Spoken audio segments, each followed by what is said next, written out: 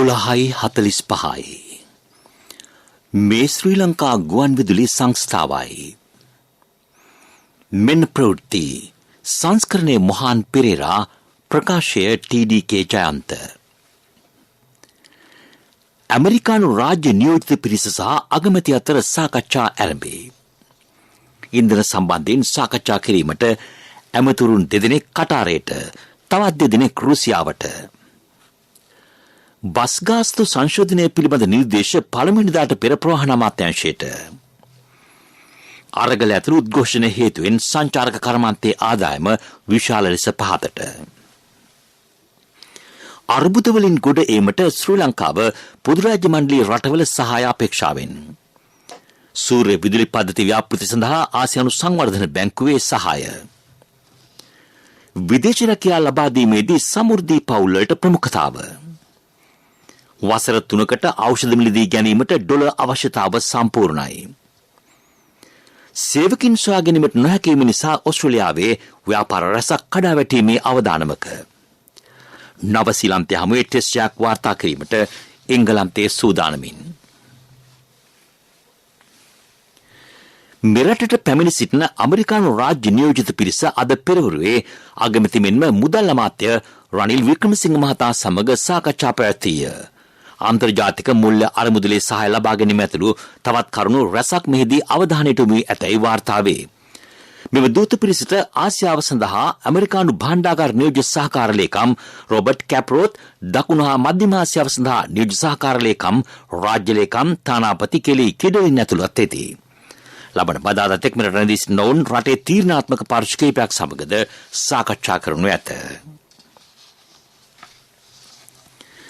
Bus ගාස්තු සංශෝධනය පිළිබඳ නිර්දේශ ලබන පළමුවෙනිදාට පෙර ප්‍රවාහන අමාත්‍යාංශයට ඉදිරිපත් කරන බව ජාතික ගමනාගමන කොමිසම් සභාව පවසයි. ඉන්ධන මිල ඉහළ යාමත් සමග බස් ගාස්තු සංශෝධනයක අවශ්‍යතාව බස් රථ සංගම් කිහිපයක්ම පෙන්වා දී තිබේ. මේ නිසා අද දිනේද බස් රථ දහවනය විශාල ලෙස අඩු වී ඇති බව ලංකා පෞද්ගලික බස් හිමියන්ගේ සංගමය සඳහන් කළේය. ඉන්ධන මිල ඉහළ යාම නිසා අද මධ්‍යම රාත්‍රියේ සිට බහලුම් රථ ගාස්තු 10%කින් ඉහළ දැමීමට එක්සත් ලංකා බහලුම් ප්‍රවාහන රථ හිමිකරුවන්ගේ සංගමය තීරණය කර තිබේ. මීට පෙර ඉන්ධන මිල ඉහළ දුමු අවස්ථාවේදීද ඕනෙම ගාස්තු 35%කින් ඉහළ නැංවීය. මෙරට සංචාරක කර්මාන්තයෙන් ලැබෙන ආදායම ඉකුත් මාසයේදී විශාල ලෙස පහත වැටී ඇත. විවිධ අරගල ඇතුළු ක්‍රියාකාරකම් මීට බලපෑවේ. එමෙන්ම ඉන්ධන ආහාර ගැටලුද තවත් හේතු වේ. ඉකුත් මාසයේ සංචාරක කර්මාන්තයෙන් ලැබුණු ආදායම ඩොලර් මිලියන 54.3කි. ඉකුත් මාර්තු මාසයේදී එම ආදායම ඩොලර් මිලියන 200කට ආසන්න විය. අනතුරු අප්‍රේල් මාසයේදී එම ආදායම ඩොලර් මිලියන 113.3කි. කොවිඩ් වලින් පසු සංචාරක කර්මාන්තය ඉතා හොඳ වර්ධනයක් පෙන්නුම් කළේය. කලින් සැලසුම් කර තිබුණේ මේ වසරේදී සංචාරක කර්මාන්තයෙන් ඩොලර් බිලියන 4.5ක ආදායමක් උපයා ගැනීමයි. විදේශ රැකියාව ලබා දීමේදී සමෘද්ධිලාභී පවුල්වල දරුවන්ට ප්‍රමුඛතාවක් ලබා දීමට අවධානය යොමු කෙරේ. ඔවුන්ට නිසි පුහුණුවකින් පසු ජපානය වැනි රටවල රැකියා අවස්ථා උදා කරන බව ජාතික තරුණ සේවා සභාවේ සභාපති රවීන්ද්‍ර සමරවික්‍රම මහතා පවසයි. වත්මන් ආර්ථික අර්බුදය විසඳා ගැනීමට තරුණ පරපුරේ දායකත්වය මේ මොහොතේ අත්‍යවශ්‍ය වේ. ඔවුන් නව නිෂ්පාදන කරා යොමු කිරීමද වැදගත් වේ. භාවිතය සම්බන්ධයෙන් වැඩි අවබෝධයක් තියෙන නැඹුරුවක් තියෙන ස්මාර්ට් ෆාමින් සිස්ටම් එක අපි තරුණයන්ට අඳුනා දෙන්න ඕනේ. ඇත්තම තරුණ කැමති වගා කරන්න. ඉතින් ඒ නිසා ඒකට අවශ්‍ය වපසරිය, ඒකට අවශ්‍ය පහසුකම්, ඊට අවශ්‍ය තාක්ෂණික දැනුම ලබා දෙන්න ජාතික තරුණ සේවා සභාවේ දැවැන්ත වැඩපිළිවෙලක් තියෙනවා. මේ ගොවි බිම් ඇතුලේ අපි තරුණයා පාඨමාලාවල් වශයෙන් 13 වසරක අධ්‍යාපන වැඩසටහන යටතේත් අපි මේ කෘෂිකර්ම ව්‍යාපෘති කරන් යනවා. ඒ නිසා මම හිතන්නේ අද තරුණයා වගාවට යොමු කිරීමෙන් රටේ ආර්ථික ගැටලුවට ප්‍රබල දායකත්වය තරුණයාගේ උරමතින් ලබා ගන්න පුළුවන් කියලා මම විශ්වාස කරනවා. ප්‍රචණ්ඩකාරී තරුණයෝ බිහි වෙන්නේ සෞන්දර්ය අධ්‍යාපනය තිබුණා. කලාවට, නර්තනයට හැඟීම්බර තරුණයෝ හදන්න පුළුවන්. තරුණ ආකල්ප නිර්මාණශීලී වෙන්නේ, සංවේදී වෙන්නේ කලාව මුසු වෙලා. ඉන්ධන ආනයනය පිළිබඳව සාකච්ඡා කිරීම සඳහා ඇමති කංචන විජේසේකර මහතා අද රාත්‍රී කටාර් බලා පිටත් යාමට නියමිතයි. අමාත්‍ය නසීර් අහමඩ් මහතාද එම සංචාරයට එක් වේ. කටාර් අගමැති තමීම් බිම් හමඩ් අල්තානි මහතා හමු වන විජේසේකර මහතා එරට බලශක්ති ක්ෂේත්‍රයේ ප්‍රධානී කීප දෙනෙකුද හමු වීමට නියමිතයි. ඒ අතරම තවත් නියෝජිතින් දෙදෙනෙකු රුසියාව බලා පිටත් යාමට නියමිත බව වාර්තා වේ. ඒ සඳහා ඇමතිවරයෙකු මෙන්ම රුසියාවේ හිටපු තානාපතිවරයෙකුද එක්වුණු ඇතැයි සඳහන් වේ. මේ ප්‍රවෘත්ති ශ්‍රී ලංකා ගුවන් විදුලි සංස්ථාවෙන්.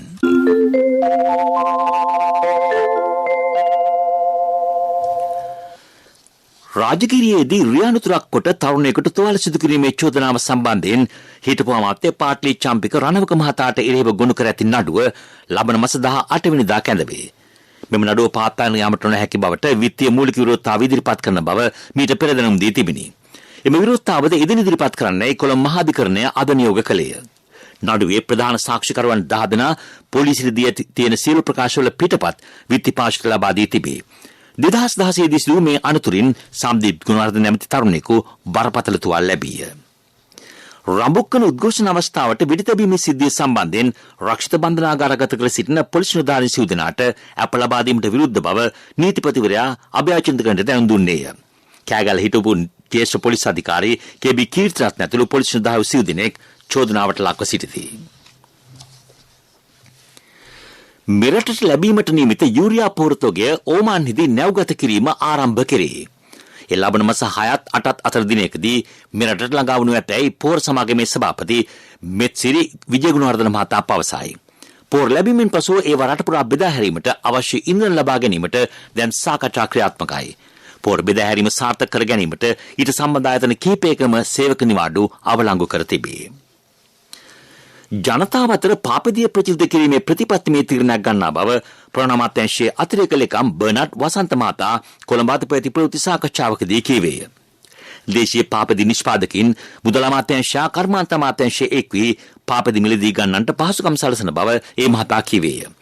පාපදි භාවිතය ප්‍රචලිත කිරීම වෙනුවෙන් ලබන දෙවනිදා විජේරාමසල සිට පෑලිකුඩ දක්වා පාපදි රැලියක් සංවිධානය කර ඇතැයි ශ්‍රී ලංකා පාපදි සංගමේ සභාපති සහ ග්‍රාමීය ආර්ථික භෝග රාජ්‍ය අමාත්‍යාංශයේ ලේකම් විශේෂඥ වෛද්‍ය අමල් හර්ෂද සිල්වා මහතා මෙහිදී කියවේය.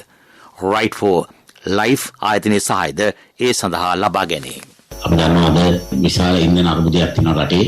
අපිට කාර් තියුණත් කාර් ගෙදර තියලා යන තත්ත්වයක් අද ඇති වෙලා තියෙනවා. හැබැයි එහෙම නොවුනත් අපි ඉස්සරින්දම කී හිටියේ පාපැදිය මහ ජනතාවට වඩා ළඟා කර දෙන්න තමයි අපි උත්සාහ ගත්තේ හැමදාම. ඉතින් මේ අවස්ථාවේ මම විශේෂයෙන්ම කියන්න ඕනේ ශ්‍රී ලංකා ඉංජිනේරු ආයතනය IESL එක ඒකම Right for Life ආයතනය ඒගොල්ලෝ විශේෂයෙන්ම මේ අවස්ථාවේදී සියලුම පාර්ශ්වකරුවන් එකතු කරගෙන මේ බයිසිකලය මහ ජනතාවට වඩා කොහොමද ලං කරලා දෙන්නේ කියලා බලන්න තමයි මම හිතන්නේ අපි මූලික වශයෙන් අපි අවධානය යොමු කරන්න ඕනේ බයිසිකල් අදින අයට පැද යන්න ඉඩ දෙන්න කියන පණිවිඩය ලබා දෙන්න. ඇඹිලිපිටිය මිද්දිනිය ප්‍රදේශයේදී මල්ශාලා හිමිකරුවෙකු ඝාතනය කිරීමේ සිද්ධියට සම්බන්ධ පුද්ගලයා අත්අඩංගුවට තිබේ. මිද්දිනිය වෙළඳ සංකීර්ණ අසලදී සැකකරු අත්අඩංගුවට ගෙන ඇත්තේ විශේෂකර බලකායේ දකුණු පළාත් විශේෂ මෙහෙයුම් ඒකකයයි. ඖෂධ මිලදී ගැනීමට ඩොලර් අවශ්‍යතාව මේ වන විට සම්පූර්ණ වී ඇතැයි වාර්තා වේ. විදේශ රටවලින් ලැබුණු ආධාර පරිත්‍යාග විවිධ ජාත්‍යන්තර සංවිධාන මගින් ඒ සඳහා මුදල් ලැබින. දැනට ලැබී ඇති මුදල ඩොලර් මිලියන 480කි. විදේශ රටවල සිටින ශ්‍රී ලාංකිකයන්ද වැඩි වශයෙන් මුදල් පරිත්‍යාග කිරීමට ඉදිරිපත් වී තිබුණි. මේ නිසා ඉදිරි වසර 3ක කාලයට හිඟකින් තොරව ඖෂධ මිලදී ගැනීමට මෙම මුදල් ප්‍රමාණවත්ය. මුදල් තිබුණත් ඇනවුම් කර ඒවා නිෂ්පාදනය කිරීමට යම් කාලයක් ගත වේ. පුජ්‍යලිකු මේ යම් වළක්වා ගත හැකි ප්‍රධාන ඖෂධ වර්ග 16ක් තිබේ. එම ඖෂධ සියල්ල මේ වන විට සපුරාගෙන ඇත. සුලකින් සපා කැවිට ලබා දෙන එන්නත් 25000ක්ද ඉක්ුත්දා ලැබුණි. මෙම ආධාර ලබා ගැනීමේදී සෞඛ්‍ය ශාස්ත්‍රයේ වගකිව යුතු සියලු ඉහළ නිලධාරීන් සහාය ලබා දුන් බව අමාත්‍ය කෙහෙලි රඹුකල්ල මහතා මෙහිදී සඳහන් කළේය. නීති විරෝධීව ඔස්ට්‍රේලියාවට සංක්‍රමණය වීමට සූදානම් වූ තවත් 54 දෙනෙකු නාවික හමුදා භාරයට ගෙන තිබේ. මොන් කල්මුනිය ප්‍රදේශයෙන් බහුදින දීවර යාත්‍රාවක් මගින් පිටත් වීමට සිටියේදී අද අලුයම නාවික හමුදාවට හමු විය. ඔවුන් කුමන ප්‍රදේශවල පදිංචි කරවන්ද යන්න අනාවරණ වී නොමැත. නීති විරෝධී සංක්‍රමණ සම්බන්ධයෙන් අධිකරණය හමුවේ වරදකරුවෝ හොත් රුපියල් ලක්ෂ 2කට ආසන්න දඩ මුදලක් සහ වසර 5කට ආසන්න සිරදඬුවම් පැනවිය හැකි බව පොලිස් මාධ්‍ය ප්‍රකාශක ජ්‍යෙෂ්ඨ පොලිස් අධිකාරී නිහාල් තල්දුව මහතා පවසයි. මෙවර යලකන්නේ අම්පාර දිස්ත්‍රික්කයේ වගා කටයුතු වලින් 82%ක විවගාව සාර්ථක වී ඇතැයි වාරි මාර්ග අධ්‍යක්ෂ ඩී අබේසිරිවර්ධන මහතා පවසයි. මහා වාර ව්‍යාපෘති යටතේ එම වගා සිදු කර ඇත. දිස්ත්‍රික්කයේ වියසුන් නෙලීම අද පෙරවරුවේ ආරම්භුණි. මඩකලපුව දිස්ත්‍රික්කයේ මහා වාරි මාර්ග ප්‍රදේශයේ අසුණු නෙලීම ලබන 30 වෙනිදා ආරම්භේ. වවුනියාවේම කටයුතු ආරම්භ වූයේ පසුගිය සතියේය. මෑත ඉතිහාසයේ යලකන්නේ වැඩිම වගා ඉලක්කය සපුරා ගැනීමට මෙවර හැකි වී ඇතැයි අබේසිරිවර්ධන මහතා කියයි. මීළඟට ප්‍රමුඛ පුවත. ප්‍රමුඛ පුවත ඔබ වෙත ගෙනෙන්නේ සෑම ගෙදරකම සිටිය යුතු වෙද මහත්මයා සිද්ධාලේප. ශ්‍රී ලංකාවේ දැනට පවතින අර්බුද වලින් ගොඩ ඒමට නවසීලන්තයේ මෙන්ම පොදු රාජ්‍ය මණ්ඩලයේ සහාය අපේක්ෂා කරන බව ඇමති මහාචාර්ය ජීල් පීරිස් මහතා පවසයි. රුවන්ඩාවේ කිගාල් නුවරදී නවසීලන්ත විදේශ අමාත්‍ය නනායා මාහුටා මහත්මිය සමග ඔහු සාකච්ඡා කළේය.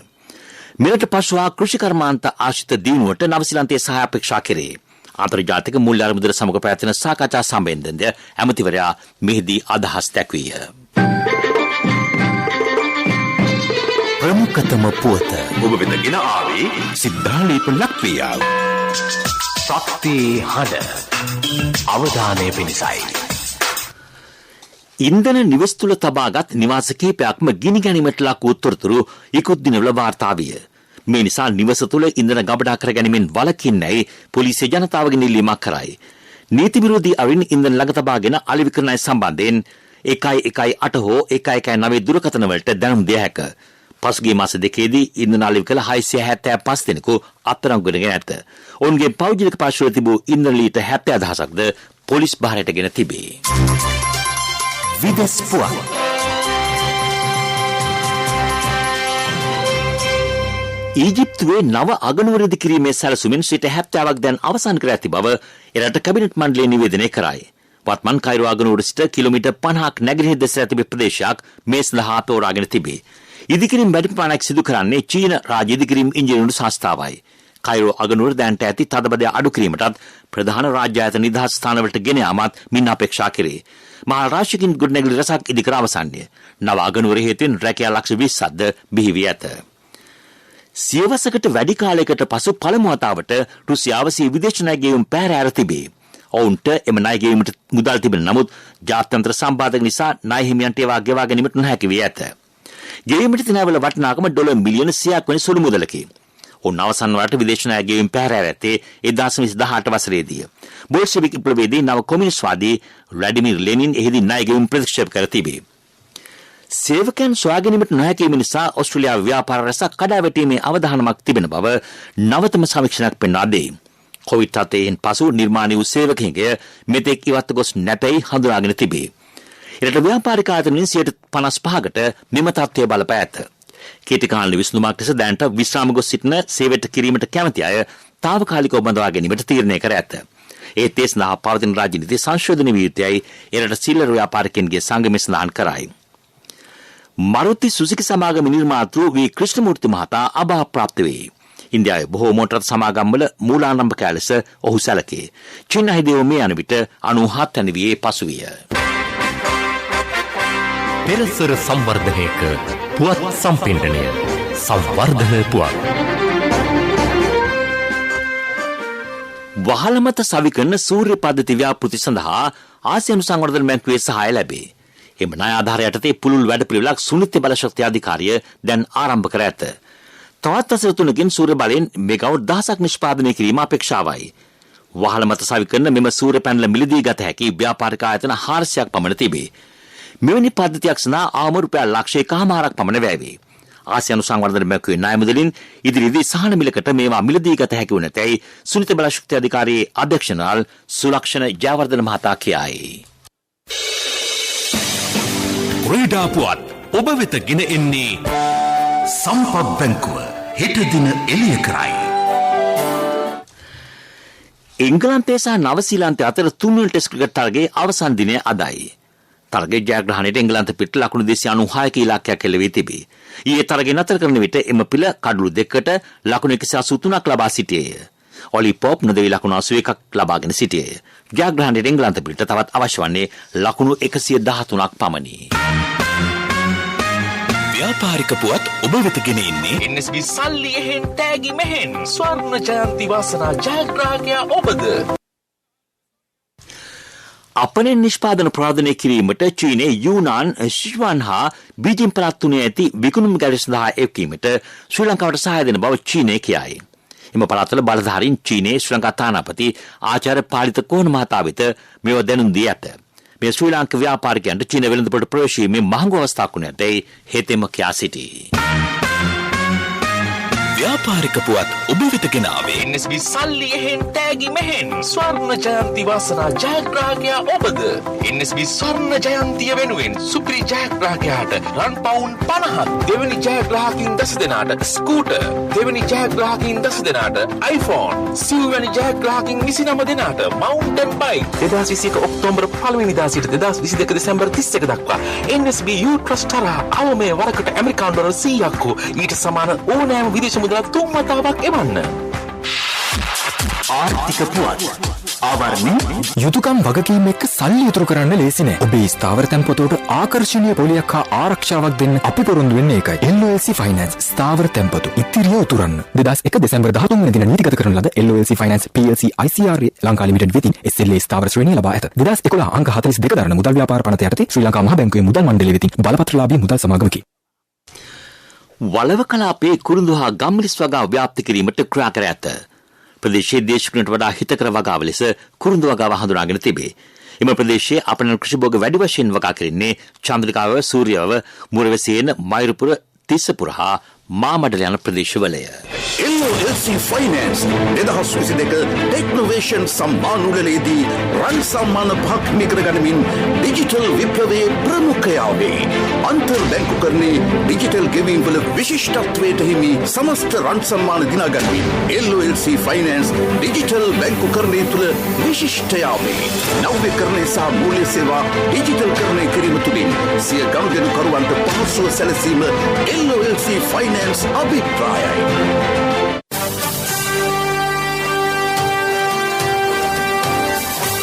කාලගුණ වාර්තාව ප්‍රධාන වශයෙන් වැසි රහිත කාලගුණයක් පවතින බව කාලගුණ විද්‍යා දෙපාර්තමේන්තුව සඳහන් කරයි. ඒත් ඇතැම් ප්‍රදේශවලට තරමක තද සුළං ඇතිවිය හැක. ප්‍රවෘත්ති අවසන් කිරීමට යලි සිරස්තල. ඇමරිකානු රාජ්‍ය නියෝජිත පිරිස සහ අගමැති අතර සාකච්ඡා ආරම්භේ. ඉන්ධන සම්බන්ධයෙන් සාකච්ඡා කිරීමට ඇමතුරුන් දෙදෙනෙක් කටාරයට, තවත් දෙදෙනෙක් රුසියාවට. බස්ගාස් සංශෝධනය පිළිබඳ නිර්දේශ පළමුවෙනිදාට පෙර ප්‍රවාහන අමාත්‍යාංශයට. අරගල ඇතුළු උද්ඝෝෂණ හේතුවෙන් සංචාරක කර්මාන්තයේ ආදායම විශාල ලෙස පහතට. අර්බුද වලින් ගොඩ ඒමට ශ්‍රී ලංකාව පොදු රාජ්‍ය මණ්ඩලයේ රටවල සහාය අපේක්ෂාවෙන්. සූර්ය විදුලි පද්ධති ව්‍යාපෘති සඳහා ආසියානු සංවර්ධන බැංකුවේ සහාය. විදේශ රැකියාව ලබා දීමේදී සමෘද්ධි පවුල් වලට ප්‍රමුඛතාව. වසර 3කට ඖෂධ මිලදී ගැනීමට ඩොලර් අවශ්‍යතාව සම්පූර්ණයි. සේවකයන් සොයා ගැනීමට නොහැකිවීම නිසා ඕස්ට්‍රේලියාවේ ව්‍යාපාර රැසක් කඩා වැටීමේ අවධානමක. නවසීලන්තයේ හමුවේ ටෙස්ට් එකක් වාර්තා කිරීමට එංගලන්තයේ සූදානමින්. අපගේ මෙම ප්‍රවෘත්ති ප්‍රකාශයට www.slbc.lk වෙබ් අඩවියේද ඔබට සාන්දිය හැකියි. මීළඟට අපගේ ප්‍රධාන ප්‍රවෘත්ති ප්‍රකාශය සවස 6ට බලාපොරොත්තු වන්න. දවල් ප්‍රවෘත්තීන් සමාප්තයි.